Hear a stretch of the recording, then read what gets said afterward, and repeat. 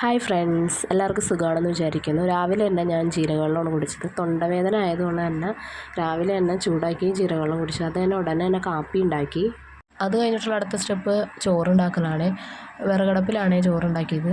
അത് കഴിഞ്ഞ് ചേട്ടന് ഓഫീസിൽ ഫുഡ് കൊണ്ടുപോകണം. അതുകൊണ്ട് ഞാൻ ഇന്ന് പൊതിച്ചോറുണ്ടാക്കിയാലോ എന്ന് വിചാരിച്ചു. പൊതിച്ചോറിൽ എല്ലാ ഐറ്റംസൊന്നും ഇല്ല, എന്നാലും 2-3 കറിയൊക്കെ വെച്ചിട്ടുള്ളൊരു പൊതിച്ചോറായിരുന്നു, കുട്ടി പൊതിച്ചോറ്. അപ്പോൾ അത് ഇല തപ്പി ഇറങ്ങിയതാണ്. കുട്ടി കുട്ടി വാഴയാണ് എല്ലാം.